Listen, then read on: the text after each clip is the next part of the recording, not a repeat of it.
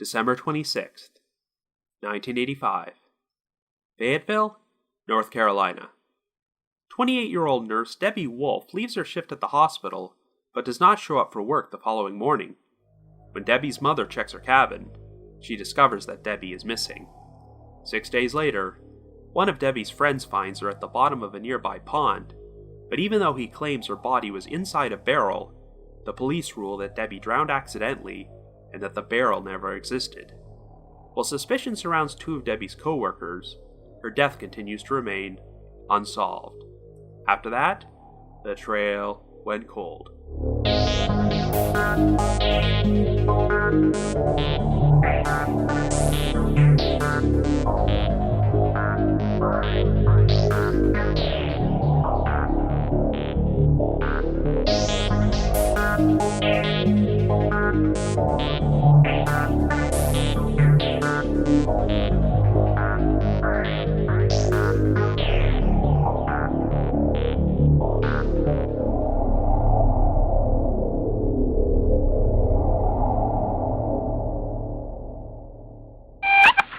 Hey Deb, missed you here at work today. Just wondering how you're doing. If you're able to give me a call up here at the ward, I'm at 822-7007, or I'll give you a call at home tonight. You've been out a lot of days. You made me worry when you missed another one. Just want to make sure you're okay. Bye.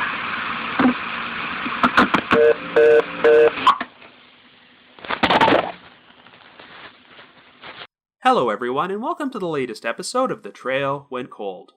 I'm your host Robin Mortar, and today we're going to be exploring a very bizarre case which was featured on Unsolved Mysteries, the unexplained 1985 death of Debbie Wolfe. That sound clip you just heard was an actual message left on Debbie's answering machine by one of her co-workers, who seemed to be expressing concern about her missing several days of work, even though she had technically only been missing for a couple of hours at that point. Throughout the month of December, our podcast is going to be covering mysteries which took place around Christmas time. This particular case happened to take place on December 26th, as our victim celebrated Christmas with her family the previous day, showed up to work her shift as a nurse, and then disappeared after she left. Debbie's body would be discovered at the bottom of a pond on New Year's Day, but there would be a lot of controversy surrounding her death. The diver who found her body insisted that it was stuffed inside a barrel, which would lend credence to her being murdered, but the local sheriff's department would make the bizarre claim that Debbie's death was an accident and that there was no barrel to begin with. So I'm going to say this up front. This episode features what is probably one of the worst police investigations I've ever seen. There does seem to be a lot of compelling evidence to suggest that Debbie was a victim of foul play, but to this day, her cause of death is still officially considered to be undetermined. Anyway, before we get started, just a quick reminder that The Trail Went Cold is a weekly podcast, which is currently available for download on several platforms, including iTunes, Stitcher, Google Play Music, and Spotify. So if you like this podcast, be sure to subscribe to it, and please leave us a rating or review on any of those sites to help spread the word and garner us more exposure. The Trail Went Cold is on Patreon, so if you would like to learn how to support the show, please visit our page at patreon.com/thetrailwentcold. For as little as $1 a month, you can garner access to exclusive rewards, which may include stickers and thank you cards, early access to episodes, and bonus content. So with all that out of the way, let us now explore the unexplained death of Debbie Wolfe.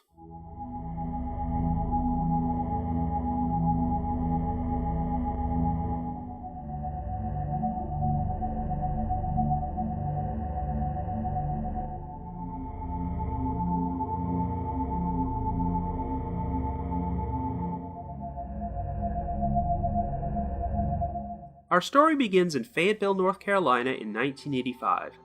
Our central figure is 28-year-old Debbie Wolfe, who works as a nurse at the Veterans Administration Medical Center and lives with her two dogs in a remote isolated cabin in the woods, located 4 miles outside the city and about 100 yards from the main road. Debbie currently has a boyfriend. While they do not live together yet, they have recently had discussions about taking their relationship to the next level. She is also very close to her mother, Jenny Edwards, and has 3 brothers, though her oldest sibling died 3 years earlier at the age of 27. Debbie enjoyed spending Christmas Day with her family, and as a joke, decided to give her mother male and female adult novelty dolls as a gift, while Jenny gave her a stuffed unicorn. On December 26th, Debbie showed up to work her shift at the hospital and left at 4 p.m., but unfortunately, this would turn out to be the last time she was confirmed to be alive. The following morning, Debbie failed to show up for her shift at 8 a.m. and did not call in, which was very uncharacteristic of her. When the hospital tried to phone Debbie at her cabin, there was no answer. Later that day, when Jenny learned that Debbie didn't show up for work, she decided to travel to the cabin to check on her, alongside Debbie's stepfather, John Edwards, and a family friend named Kevin Gorton.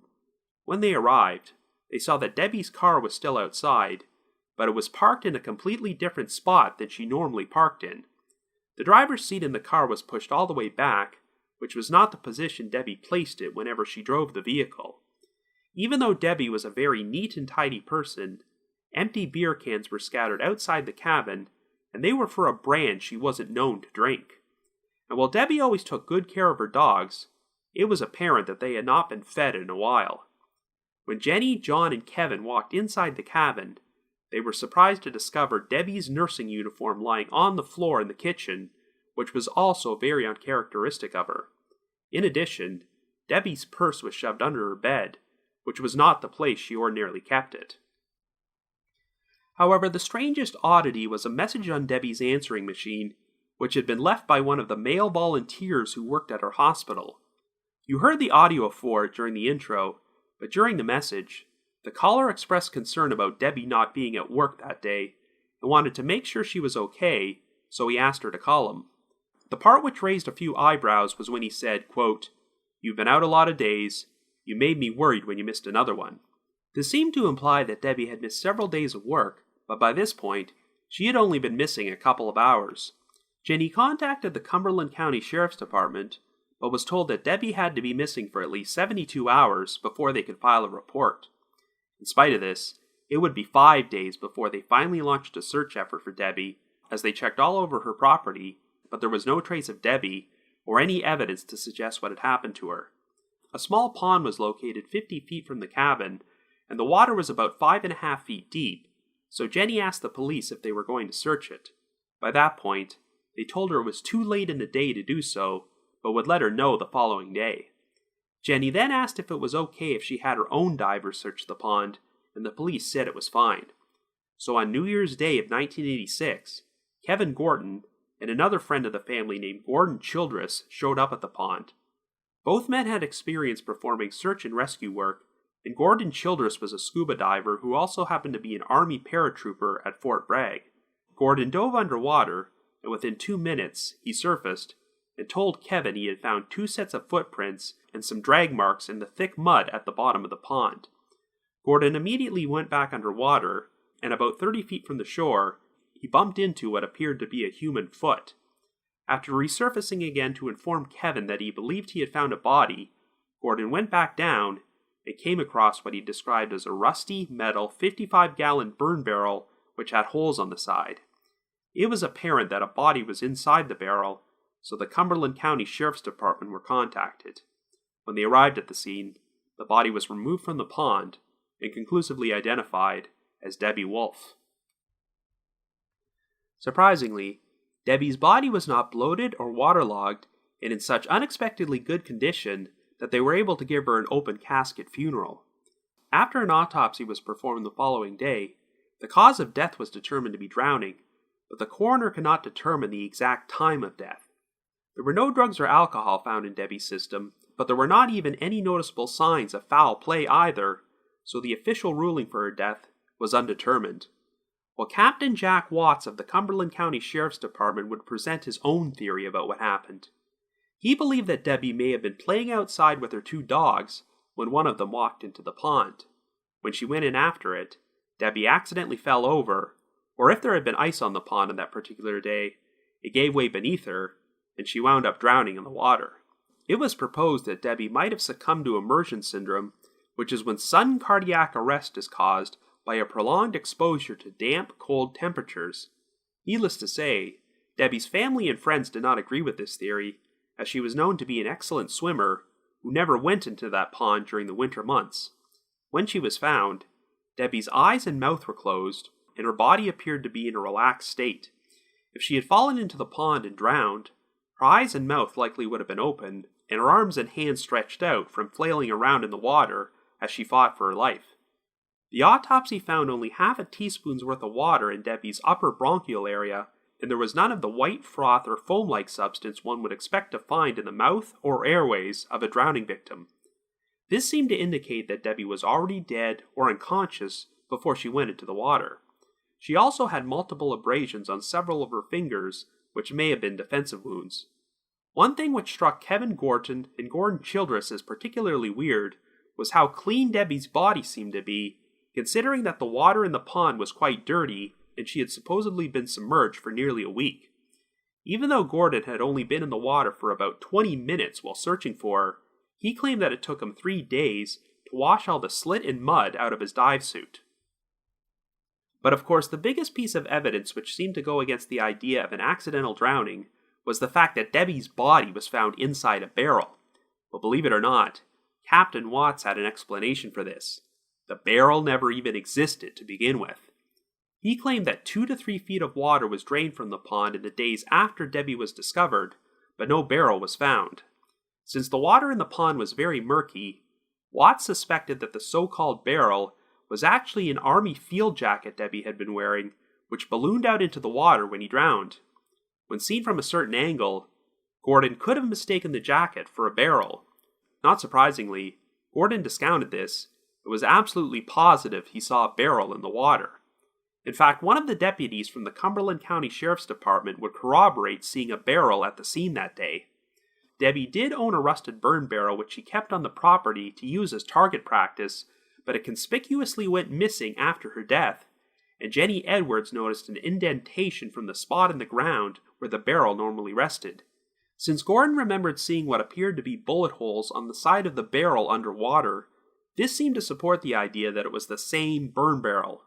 According to Jenny, after Debbie's body was taken away, she overheard police divers at the scene discuss how they were planning to retrieve the barrel from the pond. Jenny went inside the cabin, but by the time she left, everyone was leaving. One of her friends then told her that the police were planning to leave the barrel underwater overnight and would retrieve it in the morning. Jenny theorized that when they showed up the following day, the barrel had disappeared, possibly because it was retrieved by the person responsible for Debbie's death. The sheriff's department then decided to pretend the barrel never existed in order to cover up the fact that they irresponsibly lost a key piece of evidence. However, Jenny would also discover a number of other strange discrepancies to cause her to suspect foul play. 2 months after Debbie's death, Jenny received the clothing her daughter had been wearing at the time her body was found, and immediately became convinced that it did not actually belong to her. For starters, the bra was too large, as Debbie ordinarily wore a 34B, but the bra Jenny received was the 38C. Debbie was wearing a black t-shirt for the Pittsburgh Steelers football team, even though no one remembered her owning a shirt like that, and the brown corduroy pants she had on were too long. I mentioned earlier that Debbie was found in an army field jacket, which Captain Watts believed was mistaken for the barrel, but even though Debbie had borrowed a field jacket from her brother, it was found hanging in her closet. This field jacket had no name tag, appeared to be brand new, and there was no mud or debris in the pocket, even though it had supposedly been underwater for 6 days. Debbie also wore a women's size 7 shoe, but the white tennis shoes Jenny received were a men's size 6, and once again, surprisingly clean, even though police believe she walked into the muddy pond on her own. Alongside the clothing was a handmade Indian necklace with glass beads and a small pouch containing a symbol known as the evil eye, which enables the spirit to see its way into the next life.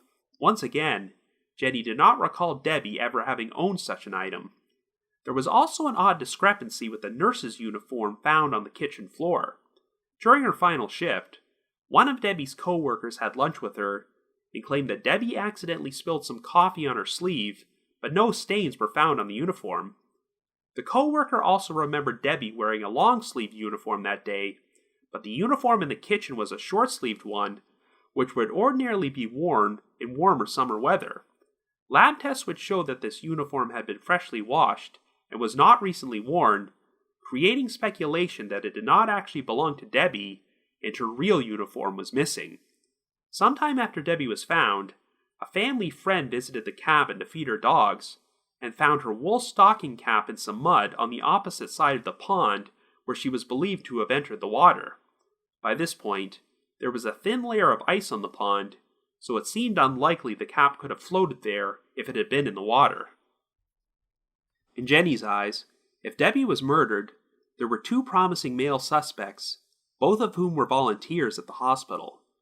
One of Debbie's responsibilities was coordinating the volunteers, and two of them seemed to have a potential motive to harm her. One had a history of psychiatric illnesses and often harassed Debbie. He was able to obtain her home phone number and called her, telling Debbie that he knew where she lived and would come visit her. This man was questioned by police. While he refused to take a polygraph test, he did apparently have an alibi for the time period Debbie went missing. No evidence could be found to implicate him, though he did leave the state only a few days after he was questioned. The second male volunteer had showed a romantic interest in Debbie and asked her out, but since she had a boyfriend, she made it clear that she was not interested in getting involved with this man, though she was willing to be friends. The most suspicious thing about this volunteer is that he was the one who left the odd message on Debbie's answering machine, asking why she had missed several days of work. He was questioned by police, but they never found any evidence against him either.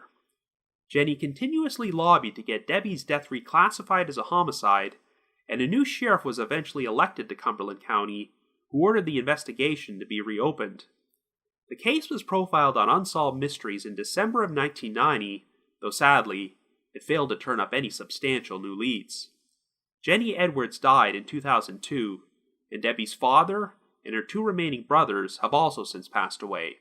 Today, Debbie's story is one of several cold cases profiled at the personal website of Dr. Maurice Godwin, a former North Carolina police officer who now works as a criminal investigative psychologist. When Dr. Godwin took a fresh look at the case files, he uncovered information which suggested to him that semen had been found in Debbie's body, though this was ignored at the time. While efforts have been made to perform new DNA testing on the evidence, it does not look like this has ever come to fruition, and Debbie Wolfe's death continues to remain unsolved. So I guess you could say, the trail went cold.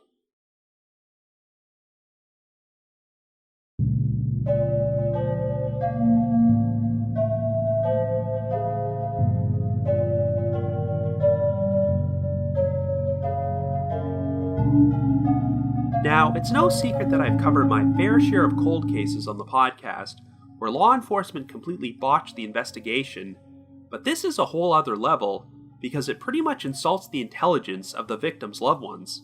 In other cases where the police unjustly labeled someone's death as suicide or an accident, I could at least try to look at the situation from their perspective, and figure out how they might have reached their conclusion. But here, their actions defy all logic. We have multiple witnesses, one of whom was even a deputy with the Cumberland County Sheriff's Department, who were absolutely certain that they saw a barrel at the bottom of the pond, yet when the barrel seemed to go missing, the department suddenly decided to pretend the barrel never existed in the first place. That doesn't necessarily mean they orchestrated a cover-up to protect Debbie's killer. They may have only done this because they realized they made a tremendous error in judgment by deciding to leave the barrel at the bottom of the pond to retrieve the following day, so they wanted to avoid admitting that they screwed up in a huge way. If the perpetrator learned that Debbie's body had been found, they might have decided to return to the property that night, and when they discovered the barrel was still there, they got rid of it. While allowing this to happen was a colossal mistake on the part of the police, it's still less egregious than trying to pretend there was no barrel. Captain Watts' explanation that Gordon Childress saw Debbie's field jacket ballooned up in the water and mistook it for a barrel makes no sense, as they were not even remotely similar. I'm willing to acknowledge that the water was murky and visibility was not good down there, but it's just too much of a coincidence that Gordon specifically mentioned seeing holes in the barrel, and a burn barrel on Debbie's property containing bullet holes went missing without explanation. This whole situation might not have even become an issue in the first place if the police had sent their own divers to search the pond right from the outset, so Jenny Edwards wouldn't have needed to ask her friends to do it. Gordon Childress may not have been a police officer, but he was an Army paratrooper and an experienced scuba diver, so I think I would trust his judgment if he said he saw Debbie's body inside a barrel. The thing about discounting the barrel theory is, how else could they explain her body being at the bottom of the pond 30 feet away from shore? It does seem unlikely that a grown woman could accidentally drown in a pond which was only 5.5 feet deep. I know they proposed the idea that she became a victim of immersion syndrome after the cold water caused a sudden cardiac arrest. This is theoretically possible, but come on, we're talking about a small pond in North Carolina in December, not the Southern Ocean in Antarctica. Even if Debbie somehow slipped or passed out, and her body floated to the middle of the pond, I just don't see how it would have stayed at the bottom without being weighted down. Her body was not visible when they searched the property on previous occasions, so if Debbie had been dead in the water for nearly a week, shouldn't her body have floated to the surface? I just don't think she could have stayed out of sight unless she was inside a barrel the entire time. If you remember the podcast episode I did back in October about the death of Chris Jenkins, you might have noticed some similarities with Debbie's case, as the bodies of both victims were found in a relaxed position, which seemed to go against the idea that they had accidentally fallen into the water and fought for their lives before they drowned.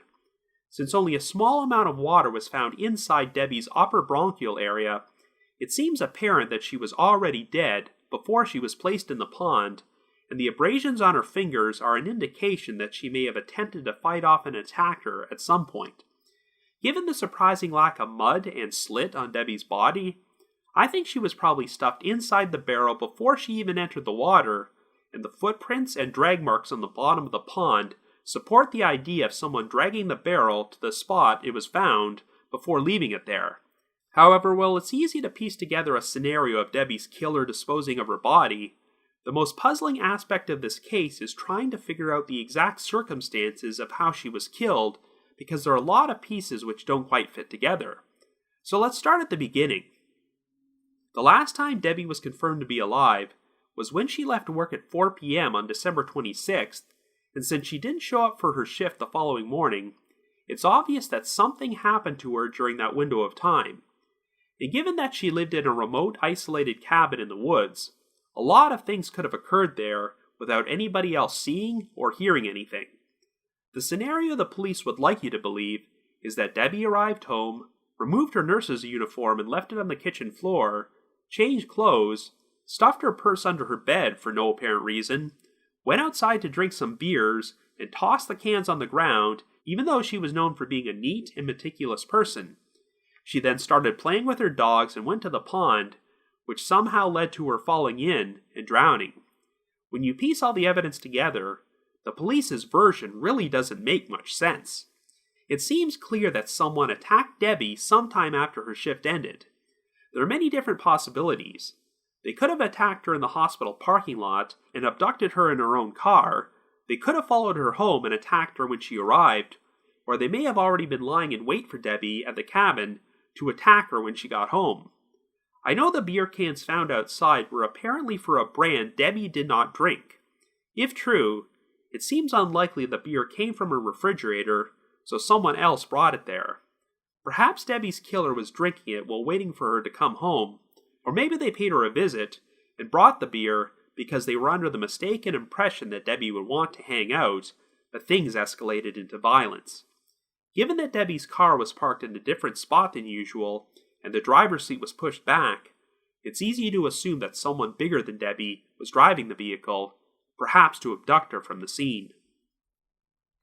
Since the coroner was unable to determine Debbie's exact time of death, it's still uncertain at which point she was actually killed during the 6-day period she was missing. When Jenny first arrived at the cabin to check on Debbie on December 27th, it's possible that Debbie was already inside the barrel at the bottom of the pond at that point, but she may have also still been alive and was being held captive at another location. Now, one crucial detail which has never been made completely clear is whether there were any signs that Debbie was sexually assaulted. I know that Dr. Maurice Godwin looked through the case file and found information which seemed to indicate that semen was found inside Debbie's body. But since the sheriff's department wrote off her death as an accident, I'm sure this wasn't explored further at the time. I know efforts have been made to perform DNA testing on this evidence, though it doesn't look like this has ever gone anywhere. If the perpetrator was someone who knew Debbie and had an interest in her, then sexual assault may have been the primary motive for the crime. However, I do not write off the possibility that Debbie could have been abducted before she even made it home and was killed in another location, and the perpetrator subsequently drove her car to the cabin with Debbie's body inside. They staged the scene to make it look like Debbie had arrived home before stuffing her body in the nearby burn barrel and dragging it to the bottom of the pond. One of the most curious details of the scene inside the cabin was the nurse's uniform in the kitchen, which may not have even belonged to Debbie.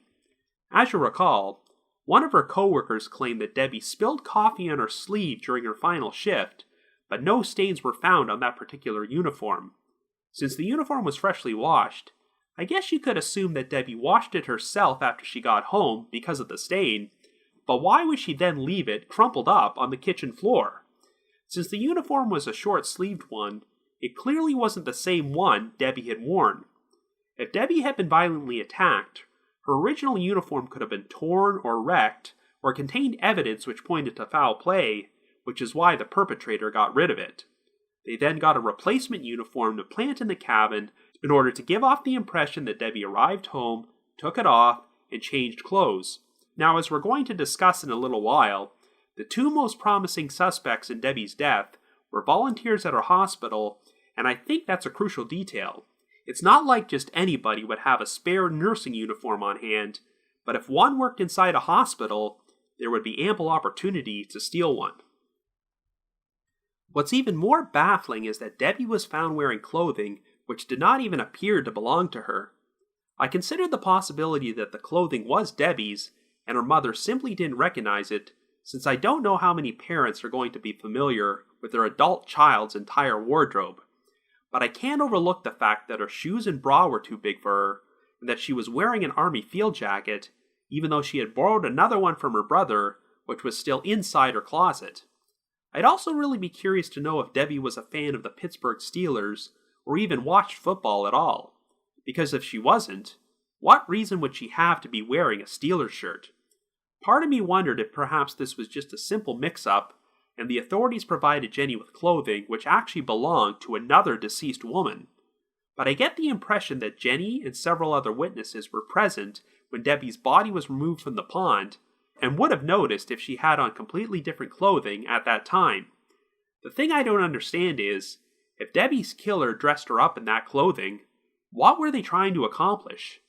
It seems they were trying to give off the impression that Debbie arrived home, changed clothing, and then later died in an accident after falling into the pond. But if that was the intention, why not dress up Debbie in her own clothing from the cabin? And most importantly, if they wanted to make everyone believe that Debbie's death was an accidental drowning, why would they place her body inside a barrel? That type of thing just cannot be written off as an accident, and it sounds like the killer got incredibly lucky that the sheriff's department decided to take the attitude that there was no barrel to begin with. While I lean towards the police doing this merely to cover up their own incompetence, rather than cover for the killer, sometimes I do wonder if it's the opposite. If, for whatever reason, someone from the sheriff's department wanted to protect the killer, they could have intentionally left the barrel at the bottom of the pond under the pretense of coming back to collect it the following day, which would have given the perpetrator ample time to sneak back onto the property and retrieve the barrel that night. Without that piece of evidence, it would be easier to push forward the cover story that Debbie drowned accidentally. Since we know very little about the backgrounds of the potential suspects, I have no idea why the sheriff's department would want to cover up a murder for them, but stranger things have happened. One thing which is particularly frustrating to me is that if the police had treated Debbie's death as a homicide right from the outset, that clothing could have potentially been a useful piece of evidence for tracking down the perpetrator and building a case against them. For instance, it's reasonable to assume that the killer was a male, and if the bra Debbie was wearing did not actually belong to her, where did the killer get it? If he wasn't living with a female at the time, then the killer would have either had to steal it or purchase it from somewhere. So the authorities could have conceivably put out a public notice about Debbie's items of clothing, asking anyone to come forward if they recently had clothing like that stolen from them, or remembered seeing any suspicious men purchasing it. There's also that handmade Indian necklace which had glass beads and a pouch with the evil eye symbol. Jenny did not recall Debbie ever owning such an item, but it's pretty distinctive. It could have potentially been traced back to the killer if they looked into that lead. So now we have to talk about who the killer might have been. One curious thing about this story is that even though Debbie had a boyfriend at the time, there's very little information out there about him, only that his name was Steve McDonald, and that he was a former agent with the Army's Criminal Investigation Division. He also confirmed that he did not give the Army field jacket Debbie was wearing to her, and had never seen it before. While the two of them had discussed taking their relationship to the next level shortly before Debbie was killed, I see no indication that Steve was ever considered a suspect. But I could see how the relationship might have motivated someone else to murder Debbie. Her family believed that the two potential suspects who should have been explored were volunteers from her hospital, but neither of these men have ever been publicly named, and very little is known about them, aside from the fact that they both had an interest in Debbie. One of them exhibited creepy, stalkerish behavior, phoning Debbie up at home and telling her he knew where she lived and would come see her. He also left the state a very short time after he was questioned, and really seems like a promising suspect on the surface, but in his defense, he did seem to have an alibi. I guess my issue with that is that we don't know the exact time Debbie was killed, and she was technically missing for 6 days, so I'm not sure how much an alibi would clear him. But if his whereabouts were completely accounted for from between when Debbie's shift ended at 4 p.m. on December 26th and when Jenny visited her cabin on December 27th, then that would be a pretty good indication this man probably wasn't involved.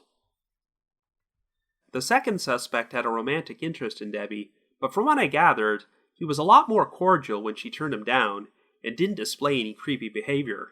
But what really diverts suspicion towards him is the message he left on Debbie's answering machine on December 27th, where he expressed concern over the fact that Debbie had missed a lot of days of work, even though she had only missed one shift by that point.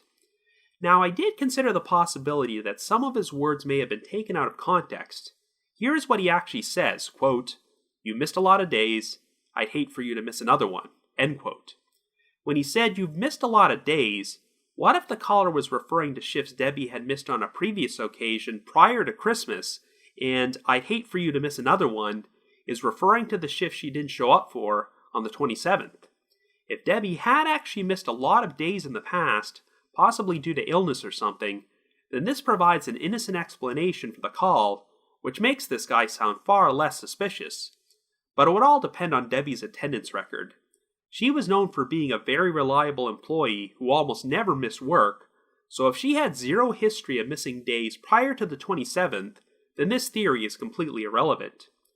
So if this coworker was responsible for Debbie's death, it comes across like he's leaving the message in order to fabricate some sort of alibi for himself and come across as an innocent, concerned friend who's checking up on Debbie after she has failed to show up for several shifts.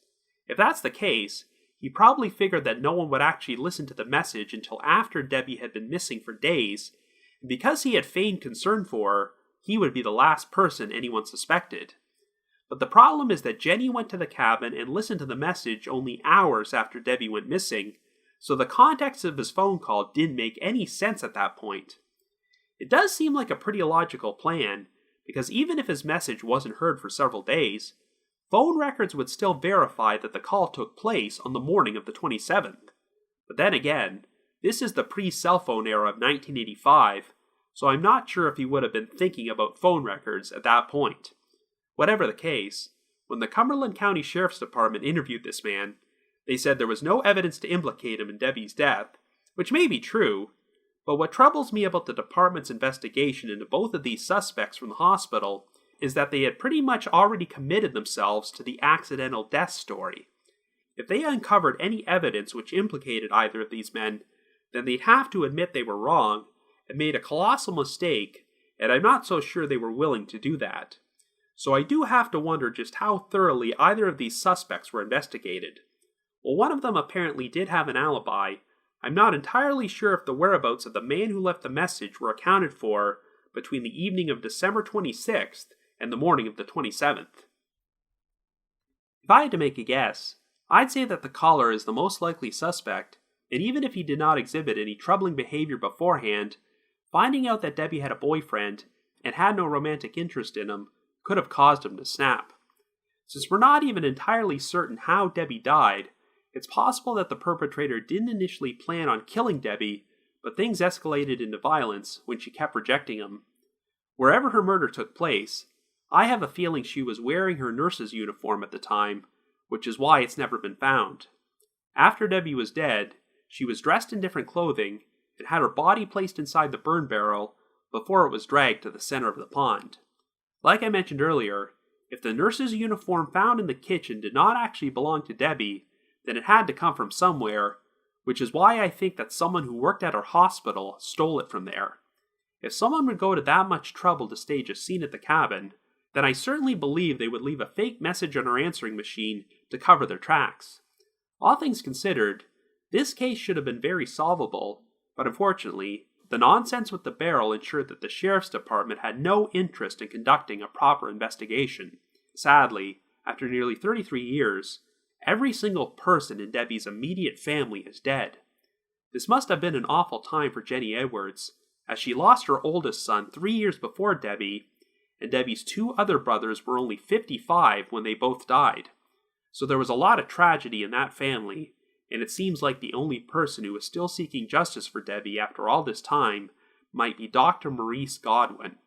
At this point, I'm not even sure if Debbie's killer is still alive, but if DNA evidence exists, the past year has shown us on numerous occasions that DNA can link a suspect to a crime, even if they're already deceased.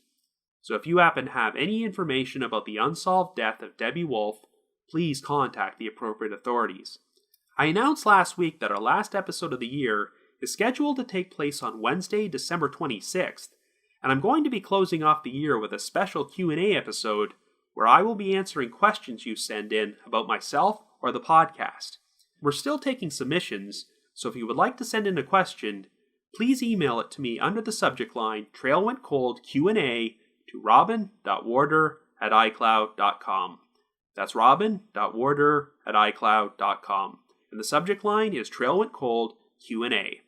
Another reminder that The Trail Went Cold is on Patreon, so feel free to visit patreon.com/thetrailwentcold to learn how you can support our podcast and become eligible for some pretty neat rewards. We've already released some exclusive bonus episodes for our patrons in tiers 2 and 3, and our most recent bonus episode covers another famous unsolved mysteries case about the death of Kay Hall and the controversial murder conviction of her husband. So to learn more information, feel free to visit our Patreon page. I'd also like to give a shout out to our most recent listeners who have signed up with us on Patreon this week, and they are James S., Cheryl, Ian S., Lauren H., Holly E.B., Laura S., and Derek A. Thank you all so much for your support. Anyway, before we close things out, I'd like to play a promo for a new long-form podcast called Don't Talk to Strangers. It's hosted by Nina Instead of the Already Gone podcast, who, incidentally, released her own episode about the Debbie Wolfe case last year. Anyway, have a listen. From January 1st, 1976, through the end of March, 1977, the Metro Detroit area was the site of 9 child murders. 3 of those cases are resolved, but the other 6 cases remain open, with most of these deaths attributed to the as-yet unidentified Oakland County child killer. Don't Talk to Strangers is a long-form podcast focused on this series of unresolved child murders. Join us as we explore the stories of these young victims, the impact on their families and the community, and what happened to the investigation into these crimes. Subscribe to Don't Talk to Strangers on Apple Podcasts, Stitcher, or your favorite podcatcher.